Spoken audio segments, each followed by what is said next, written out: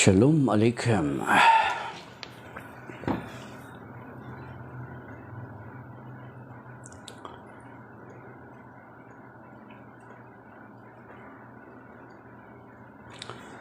Shalom Aleichem, isang pinagpalang araw ng Sabado. Narito na naman ako ngayon para sa aking regular na ginagawa ang Preaching in the Wilderness series. At dito ay ginagawa natin, binabasa natin ang Ebanghelyo ng Panginoon na binabasa sa lahat ng mga Katolikong simbahan.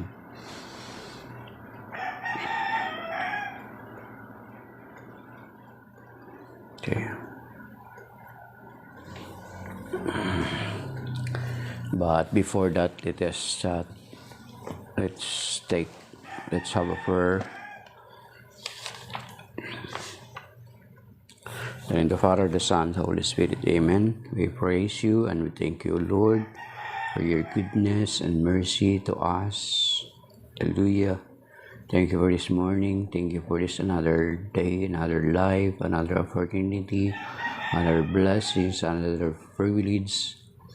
We thank you for all the blessings that we have received from you. We thank you for taking care of us. Thank you for keeping us safe. Thank you for giving us good health. Thank you for this another day. We entrust you this day and all our activities. May you bless us and keep us safe again, including all our loved ones and all our possessions, including those who are joining with me and their loved ones, including those people that is regularly accompanying me in this program. Lord, bless us and cover us with your most precious blood. And may the Holy Spirit speak to us through your word, that may your word and our hearts be like us, fertile ground that will receive your word. At ito po itutubo, mamumunga at magaan na sagana sa aming mga buhay, Panginoon. And we are also claiming your word in 2 Corinthians chapter 10, verse 4-5. For the weapons of our battle are not of flesh, but are enormously powerful, capable of destroying fortresses. We destroy arguments and every pretension raising itself against the knowledge of God, and take every thought captive in obedience to Christ. We ask this through our Lord Jesus Christ, who reigns with you forever and ever, with the Holy Spirit, one God. Amen. Forever and ever. Amen. And in the Father, the Son, the Holy Spirit. Amen. Okay. So the Gospel of today is taken from the Gospel according to St. Luke chapter 5, verses 27 to 32. Glory to you, Lord.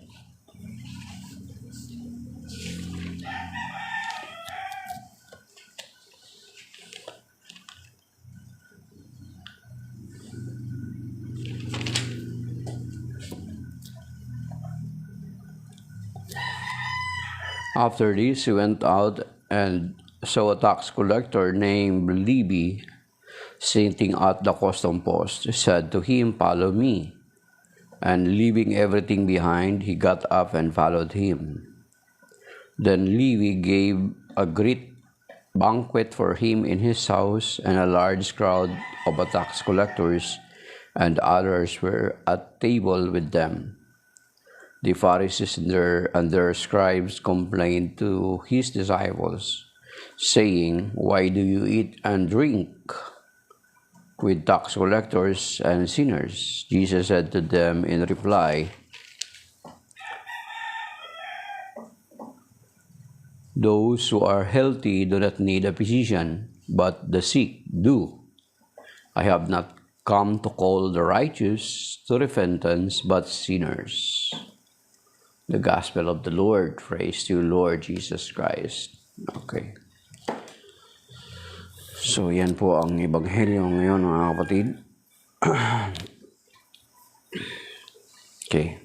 So, ang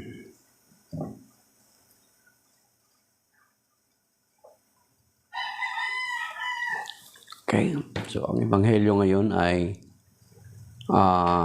nagsasaysay ng pagkatawag kay Levi or kay San Mateo, ang isa sa gospel writer. So yun mga kapatid. So si Levi, kung titingnan natin, ay noong dinaanan siya ng Panginoon Kristo sa custom post sa paningilan ng buwis, ay kagyat siyang sumunod sa Panginoon nung ang Panginoon ay tinawag siya para sumunod sa Panginoon. So ibig sabihin ay si Levi, alam natin marami kilala ng Panginoon sa Israel during those times, ay marami na siyang narinig sa Panginoon. So it is not very hard for him na susunod sa Panginoon kasi narinig niya na ang patungkol sa Panginoon. At ang mga tax collectors sa Israel, mga kapatid, ay during those times ay kinoconsidered as publican or public sinner. Kasi nga, ang mga tax collector na ito ay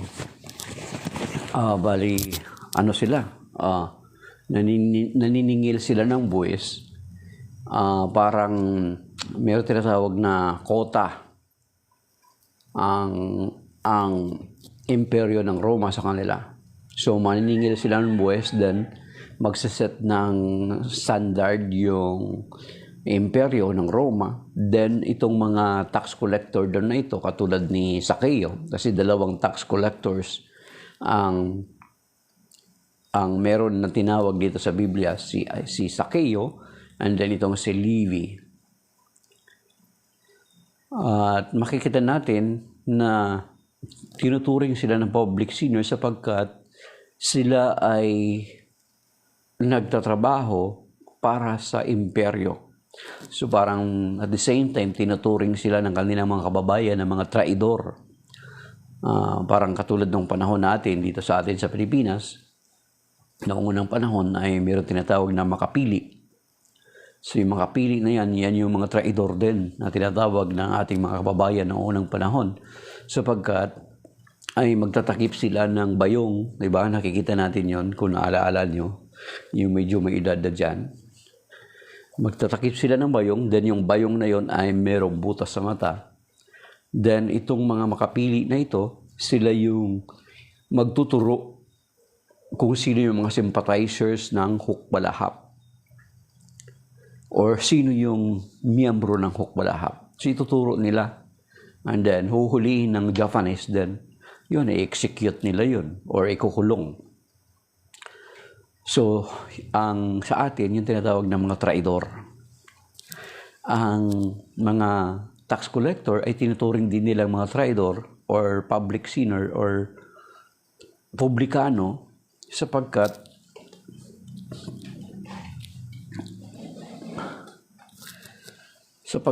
yun nga, naniningil sila ng buwis at dinadagdagan nila ng yung interest or yung porsyento, mga kapatid, yung paniningil nila ng buwis.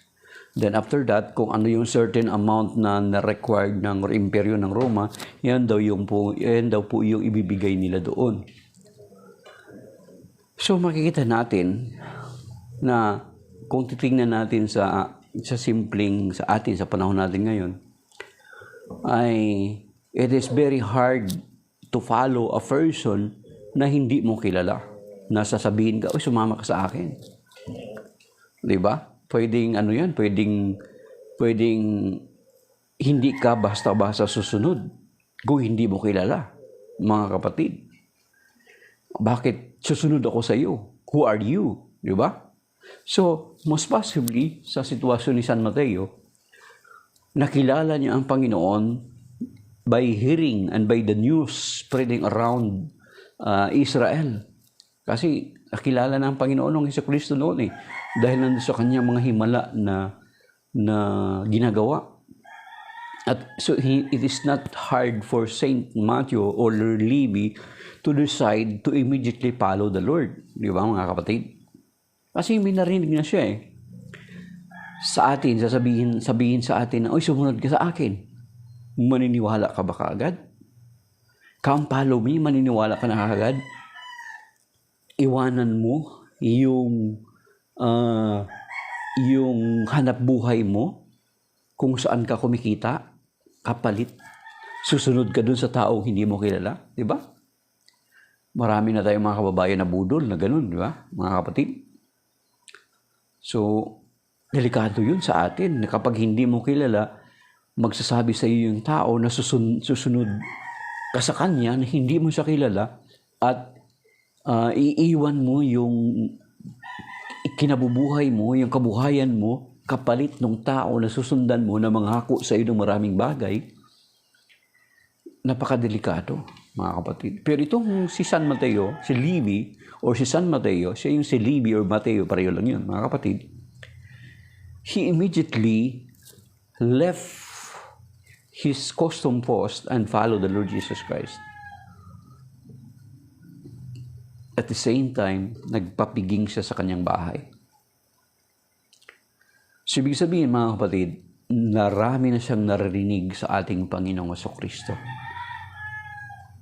So, kaya hindi mahirap sa kanya yung pagsunod sa Panginoong Jesucristo. Kaya napaka-importante yung pakikinig. Mga kapatid, napaka-importante yung pakikinig. Kasi kung hindi niya narinig, wala siyang narinig about sa ating Panginoong Jesucristo, kapag sabihin sa'yo, sumama ka sa akin, ano yung hypnotismo yun? Hindi ka, yun yung sa atin, sa konteksto natin, sa panahon natin ngayon, hindi natin pwede yun sasabihin na kahit ano pang forma niya, di ba? May mga tao, di ba, nakaporma. Sasabihin na sumama ka sa akin. Or nakakotse ng mamahalin, sasabihin, sumama ka sa akin. Sa tingin mo, ikaw, sasama ka na hindi mo siya kilala. So, ibig sabihin, ito si San Mateo, nakilala niya ang Panginoon Jesucristo sa pamagitan ng mga kanyang mga narinig na mga balita. Na ang Panginoon Jesucristo nagpagaling, nagpalayas ng mga demonyo, nagpadilat ng mga bulag, nakapagpabigay ng pandinig sa mga bingi, nakabuhay ng mga patay. So it is not hard for him to immediately iwan yung kanyang kabuhayan at sumunod sa Panginoon Jesucristo. Kaya sinasabi ng banal na kasulatan, kaya tama yung sinasabi ng banal na kasulatan, mga kapatid, sa Romans chapter 10 verse 17, sabi niya, faith cometh by hearing, and hearing the word of Christ. Ang pananampalataya ay bunga ng pakikinig at pakikinig sa salita ng Panginoong Jesucristo o sa salita ng Diyos. So, di ba? So, yun yung isa sa mga aral na pwede nating makita ngayon na kung hindi mo kilala yung tao, bakit ka susunod sa kanya? Bakit mo isusugal mo yung buhay mo, yung kabuhayan mo, biruin mo iwanan mo yung custom post? Doon siya kumikita, doon siya yumaman. Di ba, mga kapatid? Isa pa maari sa rason kung bakit si San Mateo ay kagyat na sumunod sa Panginoong Jesucristo sapagkat since na sila ay tinatawag na mga public sinner or traidor sa kanilang bayan, maaring every time na araw-araw siguro araw-araw siguro narinig ni San Mateo or ni Levi, tinatawag siyang traidor. Or kung ano-ano yung mga sinasabi sa kanya, mga kapatid. So, maaaring siguro immune na siya or hindi niya na rin siguro kayang marinig yung mga ganon. Those are possibilities, mga kapatid. And that is very true. Kasi yun yung araw-araw niya ma-encounter, mga kapatid. And despite na i-enjoy niya yung pakinabang ng kanyang trabaho, yung paniningil ng buwis, nag-accumulate siya ng maraming kayamanan. Kaya nga nakapagpiging siya Nakapagpiging siya. Biro mo, ang dami niyang bisita. Ibig sabihin, mayaman siya.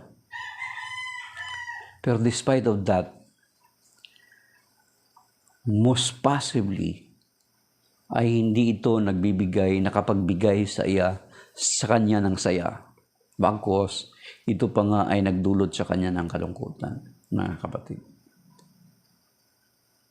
Di ba? Paano ka maging masaya kung araw-araw mo marinig sasabihin sa'yo, traidor ka ng kapwa mo? You are a public sinner. Nilalayuan ka ng mga kapwa mo Hudyo. So, how can you be happy despite of your riches? Kaya nga mga kapatid, alam nyo, it is very hard to find a true friend kapag meron kang pera. Di ba? You cannot find a true friend kapag marami kang pera. Kasi lagi mong isipin, kaya baka ito nakikipagkaibigan sa akin. It is because you have money. Di ba? It is because you have money. Makakatagpo ka lamang ng tunay na kaibigan kahit sa atin. Makikilala mo lamang ang tunay na kaibigan kahit sa panahon na walang-wala ka. Pero sa panahon na marami ka pang ari-arian, marami ka pang pera, hindi mo madidistinguish, mga kapatid, kung sino yung totoo mong kaibigan. No. Kahit yung meron nga kaming kilala naman may kaibigan, magulang siya. May pera siya, nakapagpundar siya ng mga ari-arian para sa mga miyembro ng pamilya niya. Pero nangangamba siya na sa kanyang pagtanda, sino kaya sa kanila ang mag-aalaga sa kanya? Kaya baka inaalagaan siya ngayon habang malakas pa siya kasi siya pa yung hawak niya pa yung nakapangalan pa sa kanya yung mga ari-arian niya. Ng mga taong mahal niya sa buhay. Hindi niya pa nailipat yung mga pangalan sa ari-arian ng mga mahal niya sa buhay. Nangangamba siya, sabi niya, who are these? Sino sa mga anak ko kaya ang mag-aalaga sa akin kapag matanda na ako? Good evening, Cosmos Star Light TX. It's morning here. Cosmos. Philippine Standard Eastern Time is 6:09 here in the Philippines. Okay. So, the same with Saint Matthew. Maybe he has that kind of feeling that despite of his riches, it didn't give him a real happiness, but rather a burden, a sadness. Di ba? Kasi mayaman ka nga, pero hindi mo makilala ang totoo mong kaibigan. Di ba sa atin? Yan yung lagi nating narinig at lagi nating sinasabi dito sa atin. Makikilala mo lamang, you can only identify, you can only distinguish, or you can only know your true friends when the time comes na walang-wala ka na. You are at the lowest level of your life. Di ba, mga kapatid? So yan yung sa tingin ko na naramdaman ni St. Matthew, na hindi siya nag-atubili na iwan ang mga ito at sumunod sa ating Panginoong Jesucristo. O, diba? Kasi ang kayamanan, hindi talaga, mga kapatid, yes, ang makapagbibigay sa atin saya kasi, diba, mabili mo yung gusto mo. Pero, andun lang. Unlike na, kaya nga si Saint Augustine, isa sa mga sikat ng mga santo, doctor of our church, the Catholic Church, San Agustin, noong ang tagal niyang nag-explore, ang tagal niyang winaldas yung kanyang buhay sa mga makamundong bagay, si Saint Augustine. Then nung nagkaroon siya ng conversion, naturally, attribute natin doon sa prayer ng kanyang ina, 20 years siyang pinanalangin, kasama yung kanyang tatay na si Patricius. ay nagkaroon siya ng realization. At isa sa sinabi niya, sabi niya, "You have made up for yourself, O Lord, and our heart is restless until it find rest in Thee, O Lord." So you see, so despite yung mga kanyang ginawa, despite yung kanyang pasasaan na buhay sa sanlibutan, ay hindi ibig sabihin na realize niya na those are temporaries. Those are parang pansamantala lang. Hindi talaga totoong nagbigay sa kanya ng saya. Kaya nung nagkaroon siya ng conversion, na-realize niya, our heart is restless until it find rest in Thee, O Lord. So hindi talaga, so ibig sabihin, ganun din. Most possibly, ganun din yung naranasan ni Saint Matthew. He has everything, but it didn't give him a real happiness. Ang tunay na kasiyahan is matatagpuan lamang sa ating Panginoong Kristo. Kaya may sinasabi dito sa John chapter 16 verse 33, pwede natin i-relate mga kapatid. Sabi dito sa John chapter 16 na, okay,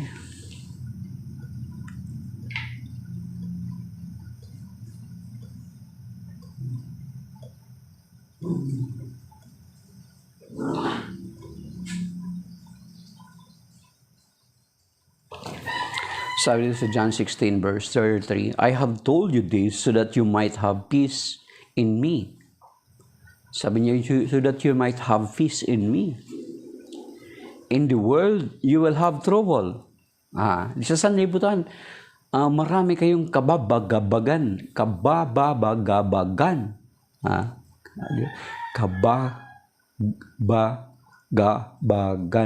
Yan. Try to, tongue twister. "I have told you this so that you might have peace in me. In the world, you will have trouble. But take courage. I have conquered the world." Yun sinasabi ng Panginoong Kristo. Sa sanlibutan ay marami tayong kaguluhan, marami tayong kapigatian. In the world, you will have trouble. Sa sanlibutan ito, marami tayong mga kababagabagan, kapigatian, kalungkutan. Pero sa Panginoong Kristo, sabi niya, "You might have peace in me." Magkaroon tayo sa Kanya ng kapayapaan. Because Jesus is our Prince of Peace. Yung sinasabi sa Isaiah chapter 9 verse 6, mga kapatid. So, nung dumaan ang Panginoong Kristo, nung narinig ni San Mateo yung invitation sa kanya ng Panginoong Kristo, yung in-invite pa lang siya siguro ay ang nag-attract kay San Mateo ay yung kapayapaan na taglay-taglay ng Panginoong Kristo. Mga kapatid. Alam niyo noong si Saint Teresa of Calcutta, may nagkwento nito na nagsalita lahat sa pagtitipon ng mga pari sa Roma yata yun, sa Vatican. Nung dumaan na siya sa gitna ng mga bago siya akyat sa stage para magsalita. Nung dumaan na siya sa gitna, grabe, tahimik na tahimik. Ramdam na ramdam daw ng mga tao yung kabanalan ni Santa Teresa of Calcutta. Ramdam na ramdam nila. Naramdaman. So the same with Matthew, mga kapatid. Siguro sa pag-invite sa kanya ng Panginoong Kristo, sa pagsalita pa lang sa kanya ng Panginoong Kristo, Mateo, sumama ka sa akin. So, sa pag-invite pa lang siguro ng Panginoong Kristo, come to me. Iba na siguro yung dating nung sinabi ng Panginoong Kristo. Baka ipagpalagay natin, ilagay natin situation na nakapokus si Saint Matthew sa kanyang lamesa, sa kanyang singilan ng buwis, at bigla siyang tinawag ng Levi or Mateo, "Come, follow me." Siguro sa pagsalita pala ng Panginoong Kristo, it immediately strikes his heart, mga kapatid. Di ba? Ayun nga, yung example ko sa inyo kanina, si Santa Teresa of Calcutta lang eh. Ramdam na ramdam ng mga kaparian yung kanyang kabanalan nang dumaan siya sa gitna ng mga pari. Much more ang ating Panginoong Kristo. Kaya nga si San Mateo, kagyat na sumunod sa ating Panginoong Kristo. He left everything and followed the Lord. At ang kapalit ng kanyang pagsunod sa Panginoong Kristo until now, we are talking about His name sapagkat isa siya sa mga gospel writer. Gospel according to Saint Matthew. Di ba? So, ganun mga kapatid ang naging kapalit. Iniwan niya sapagkat despite he has riches, ay wala siyang naramdaman ng kapayapaan. Pero ang sabi ng Panginoon sa John chapter 16 verse 33, I have told you this so that you might have peace in me. In the world, you will have trouble. But take courage, I have conquered the world. Sa sanlibutan ito, wala talaga tayong kapayapaan, mga kapatid. At ang mga bagay na sanlibutan na hindi talaga sa atin magbibigay ng kapayapaan. Bagkus ang Panginoong Jesucristo lamang.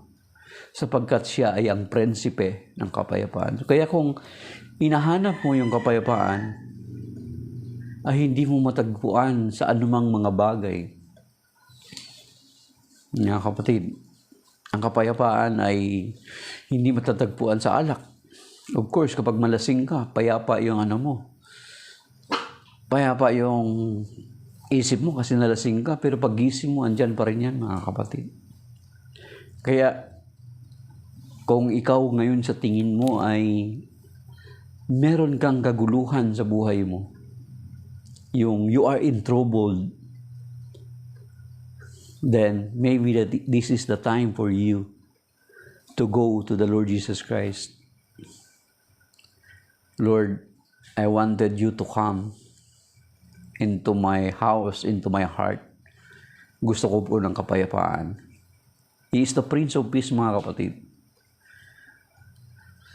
Okay, hanapin pa natin ito sa John chapter 14, verse 27. So, kung naghahanap ka ng kapayapaan, katulad ni Saint Matthew, wala siyang kapayapaan, dahilan dun sa mga pang-aalipusta sa kanya ng mga kababayan, kinoconsider sila ng mga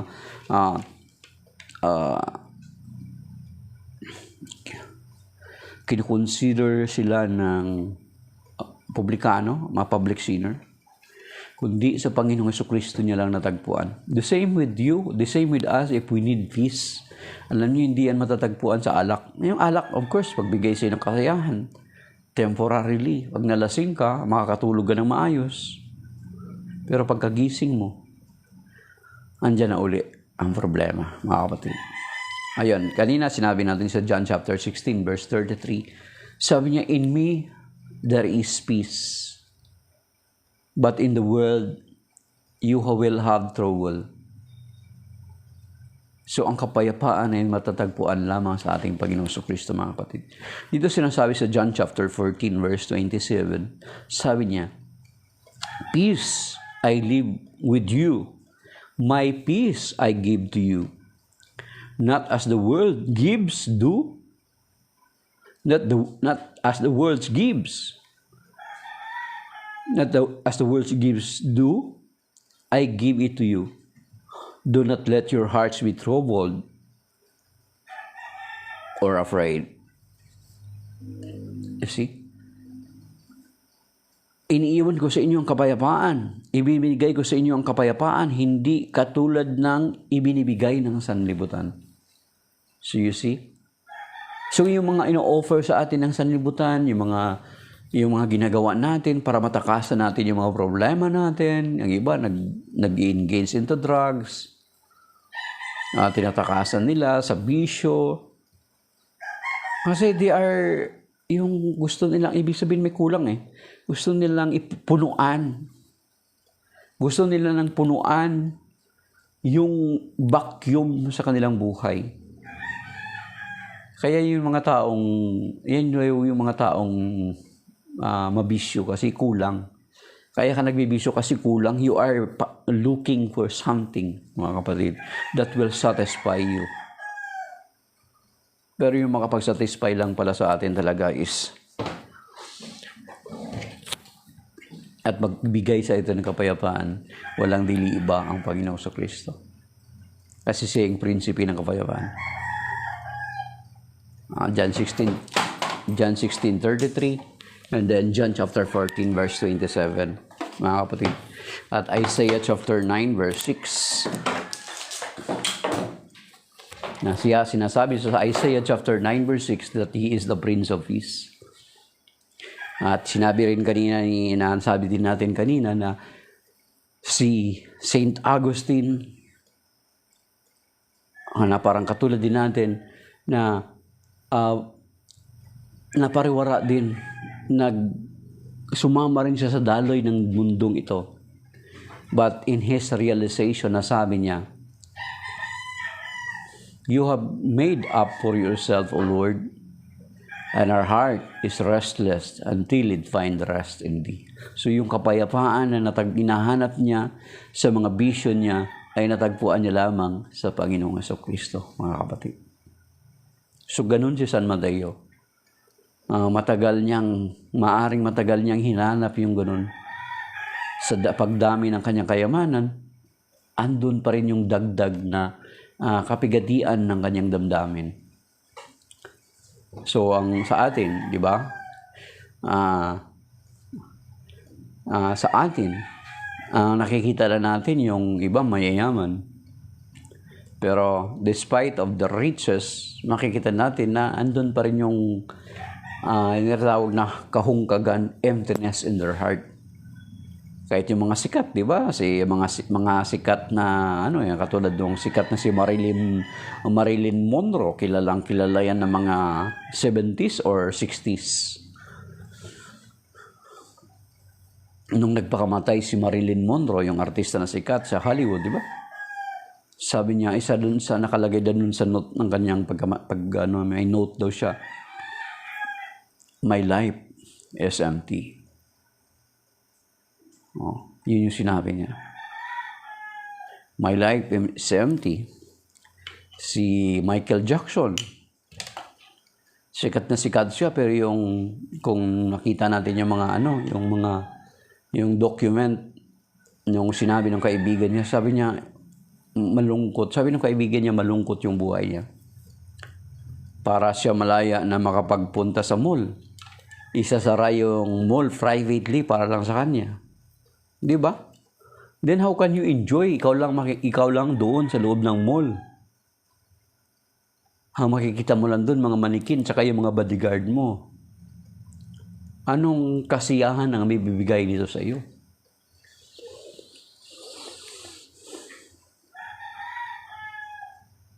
So, sinabi ng kaibigan nung in-interview ng kakilala, ka-close ni Michael Jackson, sabi niya, his life is lonely, malungkot ang kanyang buhay. Paano ka magiging masaya? Kahit saan ka pumunta ay dinudumog ka ng tao, wala ka ng privacy. Di ba? Paparazzi, mga tao, dinudumog siya. Paano ka magkakaroon ng kapayapaan? Wala na. Kaya nga sabi ng kaibigan ni Michael Jackson, sabi niya, he is lonely, malungkot siya. Di ba? So yun mga kapatid, that is why si San Mateo, maari iyaon ang isa sa nagtulak sa kanya nung tinawag siya ng Panginoon Kristo. He immediately followed the Lord because of this. Kasi nakita niya at naramdaman niya na yung kung ano meron siya ay hindi talaga nakapagbigay ng kasiyahan sa kanya. And then, here comes the Lord Jesus Christ. Tinawag siya na maaaring sa buses pala ng Panginoon Kristo ay nagkaroon na siya kaagad ng kapayapaan. And then, doon sa pagpunta na nila sa bahay,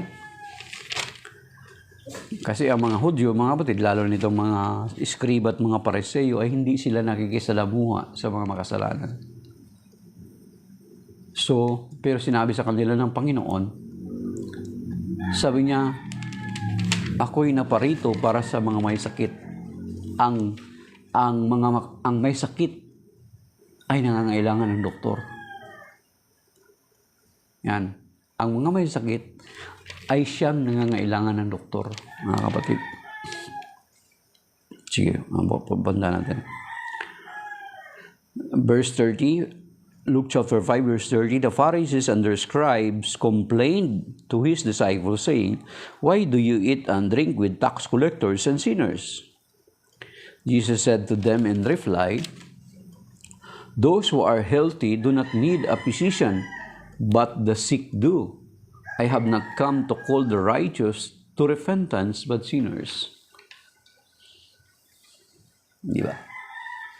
So, sa atin, sa practical na paraan, mga kapatid, sinasabi natin na, sinasabi sa atin ng Panginoon na dapat ipangaral natin ang mabuting balita sa lahat ng tao. Kaya nga kung titingnan natin doon sa Matthew chapter 13, sa Matthew chapter 13, may parable doon kung saan ay ang parable na yon ay nagsasaysay ng 4 na uri ng binhi. Di ba? So, ibig sabihin, ang paghahasik ng binhi ay hindi natin pipiliin. Hindi natin pipiliin yung kung sino yung paghahasikan natin. Basta ang part natin is gagawin natin, ihasik natin ang binhi. So, depende na lang sa recipient kung tatanggapin niya ba ito o hindi. Mga kapatid. Pag nilayan nyo ng maigi yung the parable of 4 kinds of soil sa Matthew chapter 13. Di ba, ang isa kasing farmer, alam nyo, kami, naging farmer din kami ng mahabang panahon. Sa pagpa-farm, mga kapatid, actually, is pipiliin mo dapat or i-prepare mo yung lupa bago mo ihasik yung binhi para hindi sayang. Kasi prior pa man kami magtatanim, ay ang ginagawa namin, makikipagpalit kami ng binhi sa ibang farmer. Yun yung ginagawa namin. And then, we are making sure na itong binhi na ito ay yung, ano bang tawag sa ganun? Matinggas, hindi, walang ipa. Anong tawag sa matinggas sa amin sa Bisaya, sa Ilonggo eh. Walang ipa. Ayan, walang ipa, dapat pure siya na magandang binhi. Then, ang lupa, prior namin ihasik yun, ay naka-prepare na yung lupa. Na-cultivate na ng maayos, naalisan na ng mga damo, na-araron na, nasuyod na. Then, saka namin ihasik yung binhi. Kasi para hindi sayang. Pero sa Ebanghelyo, dun sa Matthew chapter 13, makikita natin that the sower of the seeds, hindi niya tiningnan yon whether magandang soil or hindi magandang soil. Basta ang ginawa niya is to ihasik yung binhi. The same with us, na sa paghasik natin ng binhi, wala rin tayong pipiliin. Ibig sabihin, kahit sino mang tao, so depende na lang sa kanila kung paano nila ito tatanggapin, mga kapatid. Yun. So itong mga Pariseo at mga Eskriba, kina-question nila ang Panginoong Jesucristo. Bakit siya nakikisalamuha sa mga makasalanan? At sinagot sila ng Panginoon, ang nangangailangan ng doktor ay yaong may mga sakit. At isa pa, mga kapatid, how can we reach out these people na sinasabi natin na malayo sa Panginoon kung hindi tayo makikisalamuha sa kanila? Actually, na-share ko na rin dito, mga kapatid. How can we reach out these people na sabi ng Panginoon na dapat iabutin natin sila? Kasi yun yung utos sa atin, Matthew 28:19-20, yung Great Commission. Preach the Word of God. Go and make disciples of all nations. of all. Mga kapatid. So, wala siyang pipiliin. Then, kung sa pag-reach out natin ng mga taong ito, ay tinitingnan natin yung estado ng kanilang mga buhay, hindi tayo makikisalamuha sa kanila, then how can we reach out them for the Lord? At sa pag-reach out sa mga taong ito, mga kapatid, alam nyo, isa sa paraan is to establish relationship with them. Kasi kahit gaano yan, yung Word of God yung dala-dala mo. Pero kung hindi mo i-establish yung relationship mo sa kanila, ay hindi yan sila sa iyo makikinig. Kahit ka mag-anakan mo. Halimbawa, dito ka sa Luzon. Na-encounter ko sa Lord. Then, pagbalik mo sa probinsya, babanatan mo kaagad yung mga kamag-anakan mo ng magsisi na kayo, mga makasalanan kasi kayo eh. Kung hindi kayo magsisi, may impyerno kayo. Sa tingin mo, pakikinggan ka nila? Baka barilin ka pa ng mga kamag-anakan mo. Di ba? Ano yung gagawin mo? Hindi pwede na banat ka kaagad. Ako naranasan ko dati yan. Nung isang beses nung na-convert ako dati sa Baptist, natural, excited ka. Nung na-convert ako, talagang inaaway. Talagang kung ano pinagsasabi ko sa bayaw ko, tapos sa tatay ko. Tapos nagipagsagutan pa nga ako sa tatay ko eh. O, di ba? Kasi akala ko, yun yung paraan eh, pero hindi pala. Establish a relationship with them. Kaya ito yung maganda sa ito yung sa paraan ng yung tinatawag na soul winning, mga kapatid. Tawag sa mga separated brethren namin, mga separated brethren natin, ang tawag namin dyan, soul winning. I-win mo yung kaluluwa para sa Panginoong Jesucristo. Pero in winning the souls for the Lord Jesus Christ, hindi pwede na i-separate mo yung sarili mo sa kanila. Kailangan abutin mo sila, pumunta ka sa kanila, makipag-relationship ka muna sa kanila. Of course, makisama ka, hindi yung ikaw yung makikisama. Iba yun, mga kapatid. So, establish a relationship with them. Kahit kamag-anakan mo yan, once na hindi establish yung relationship mo sa kanila, hindi ka nila pakikinggan. Even yung mga pamangkin mo o kamag-anakan mo o sino mang mga tao. Once you did not establish your relationship to them, mahihirapan kang i-win sila, mga kapatid. So yun yung style sa soul winning.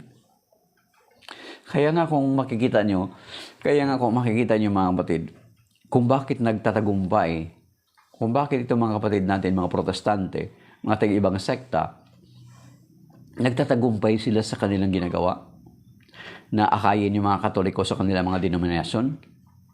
Bakit? Inaakit nila sa kanilang mga pamamaraan. Magbibigay sila ng bigas, magbibigay sila ng mga noodles, pagkain. Then, after that, kunwari, sila, di ba? Mamimigay sila ng relief goods. Di ba? Diyan nga sa Pasig, may libreng gupit. Mag-o-offer sila ng libreng tuli, lalo na ngayong summer. Di ba? Then, after that, may mga pulyeto silang bibigay. Yun yung pamamaraan nila. Then, alam nyo ba, sa probinsya, meron pa sila, nagbibigay pa sila ng mga scholarship program. Kasi bakit? Yung pipicturan nila, kapag may gathering sila, pipicturan nila, isasend nila sa ibang bansa, may mga magsusponsor. Kaya maraming akala natin sa mga pastor galing yun. Hindi. Galing yun sa ibang bansa. At nakakaipon sila doon. Hindi lahat yun napupunta sa recipient, kundi sa kanila. Meron sila. So, yun yung mga pamamaraan nila. Kaya marami tayong mga kapwa at Katoliko na naakay nila sa kanilang mga sekta. Because of that. Oh, yun. Kaya marami mga Katoliko lumilipat sa kanila. Na hindi kaagad dahilan doon sa katotohanan na sinasabi. Kasi kung titingnan natin sa katotohanan, ang fullness of truth is in the church, is in the Catholic Church, not to them. Yes, hindi naman natin sinasabi na walang katotohanan sa kanila, meron. But the fullness of the truth is in the Catholic Church. At yung pang-attract lamang natin, kung minsan, ang pang-attract lamang natin sa kanila is yung, yung truth because of the truth, the fullness of the truth. Pero yung pang-attract nila, marami silang pang-attract. Diba? Name all the sect and denomination sa ating bansa. Tingnan nyo kung ano yung kanilang pang-attract.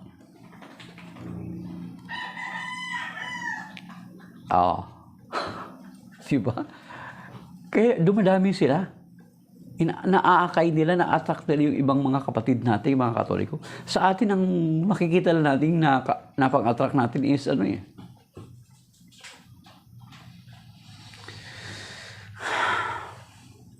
sabi ni GNG Classics, ano ang totoo sa mga reference mo, Aramaic or Greek? Wala, ang reference ko lang nag-Bible ngayon, English, sa Tagalog. GNG Classics, kung gusto mo ng Aramaic at saka Greek, na may alam sa Aramaic at saka Greek, i-recommend ko sa iyo si Brother Dwayne Cartojano or search the pathag ng Diocese of Capiz. Kung gusto mo makipag-dialogue sa kanya, pwede kita i-recommend. Ka-friend ko siya sa Facebook. Pero wag mo akong hanapan ng Greek, Aramaic at saka kung ano pa. Ang alam ko lang na Aramaic is Kepa. And then, Eli, Lama Sabaktani. Ang Greek na mga alam ko ay mga Christos lang.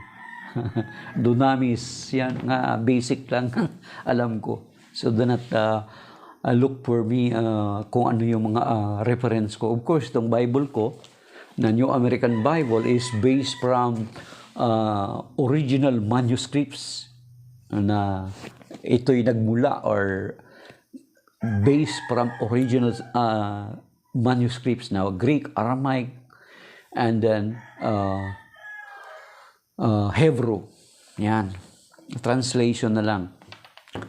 So yun mga kapatid, nang kahit sa pamilya natin or kahit sa ibang tao, ay napaka-importante yung pakikipag-ugnay, relationships muna. Ngayon yung diskarte ng mga ibang sekta. Kaya marami silang naakay. Sa atin, ang pang-aakit lang namang natin is the truth, the fullness of the truth. Yan yung ano natin. Kaya nga, maraming mga pastor nagsisibalikan or nag-convert sa Catholic Church. It is not because of kung ano pa mang mga bagay.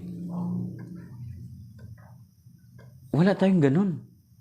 Maraming mga pastor nag-convert sa Catholic Church, wala tayong pangako. O kapag mag-convert ka, monthly, meron kang ikapo na mapupunta sa iyo or love offering, walang ganun. As a matter of fact, may kaibigan ako na pastor na nag-convert. Sabi niya, actually, inamin niya naman talaga na para siyang pulubi, na namamalimos siya para sa ministeryo nila, sa mga gawain niya. Kung minsan, lilipad siya sa ibang mga lugar, sa mga probinsya. Yung ticket niya, pinoproblema niya paminsan. Yung pamasahe niya sa mga bus, sa UB, pinoproblema niya paminsan. Kung na-convert yun, kasi tayo mga Katoliko, wala tayong ganun. Sa kanila, kaya maraming nagpapastor. Maraming nagtatayo ng mga sect at denominasyon sapagkat, pero yung mga kapatid, tithes and offerings. Magkaiba yan, Yung tithes, 10% of your members' income. And then, yung love offering. Ang love offering is, sometimes it's greater than the tithes. Dito nga sa TikTok, sabi ko sa inyo, meron akong pastor na nagpipreach. Habang nagpipreach, nakita ko yung mga boxes sa harapan niya, mga 4 na klaseng boxes. Merong tithes, mayroong offerings. And then, hindi ko naalala kung ano yung mga pangalan ng ibang boxes.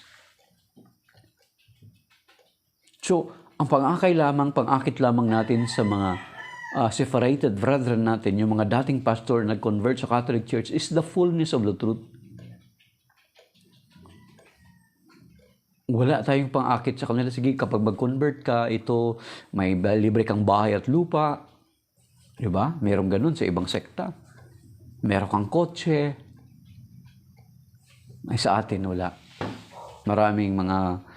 Kaya nga sabi ni Brother Paul Alima, San Pablo Alima, yung dating 15 years na, or 18 years yata, si Brother Paul Alima, na ministro ng Jehovah's Witness, meron siyang kilalang pastor na convince niya na ang fullness of the truth is in the Catholic Church. Pero sabi niya, papaano ko maiiwan yung need ng pamilya ko? May pinapaaral siya. May mga pangangailangan siya. Ngayon, sabi niya, hindi ko pwede siya ipilitin na mag-Catholic. Kasi kung pilitin ko siya mag-Catholic, ano ngayon, baka ako pa maobliga na tulungan siya para doon sa pangangailangan niya. Mga kapatid. O, di ba? So, yun yung rason. So, hindi ko siya mapilit. Bagamat alam niya na yung fullness of the truth. Sabi niya, biro mo, ang monthly niya na kinikita kasi ano siya, senior pastor siya. Yung kaibigan niya. Paano niya iwan? Senior pastor siya, may mga branches ng kanyang mga simbahan. May mga associate pastor siya. Ang kinikita niya sa isang buwan ay mga higit 200,000. Try to imagine, iwan mo yan. Yun yung mga naghahadlang sa kanila to embrace the fullness of the truth, mga kapatid. Pero alam nila na pagdating ng araw, pananagutan nila yan. Kaya nga sabi ni Brother Noedora, Pastor, sinasabi natin sa miyembro natin na ang ating simbahan ang totoo. Pero alam naman natin na tayo naman talaga nagtayo ng ating simbahan, hindi si Kristo. Then pagdating ng araw, pananagutan natin yan sa Panginoon. Yan mga kapatid. So, ito yung sinasabi ng Panginoon. Sa reaching out, katulad ng mga diskarte ng ibang sektas, reaching out to people is we need to establish our relationships with them. Makisama tayo sa kanila, not of course, na hindi makisama para i-reach out sila. Mga kapatid. Kasi naparito ang Panginoon, hindi para sa mga walang sakit, kundi para sa mga may sakit. So maybe that is by now. Shalom mga kapatid. Maraming salamat sa isang nag-share, sa 928 likes, sa mga nag-tap ng screen, sa mga nakiisa sa atin. May God keep us safe and sound sa araw ng tayo. Ingatan tayo ng Panginoon, gabay ba't nubayan. Iligtas tayo sa mabigat na mga pagsubok at mga karamdaman. Iligtas tayo sa cancer, sa stroke, sa hypertension, sa heart failure, sa kidney failure, at iba pang mga malulubang karamdaman. At iligtas nawa tayo ng Panginoon sa lahat ng mga disgrasya at mga sakuna kasama ng ating mga mahal sa buhay at ating mga ari-arian at ating mga alaga or mga pet. May God keep us safe and sound and protect us against the harassment and retaliation of the devil by the power of the name of the Lord Jesus Christ and by His most precious blood and the sanctifying power of the Holy Spirit. Amen. In the Father, the Son, the Holy Spirit. Amen. Signing off, my dear brothers and sisters. God bless at maraming salamat sa nakiisa.